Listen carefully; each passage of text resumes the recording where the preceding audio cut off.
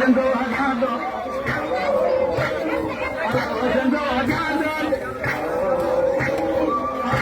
này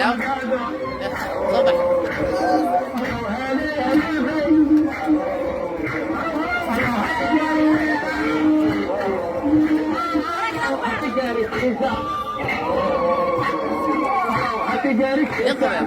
Nhất ok.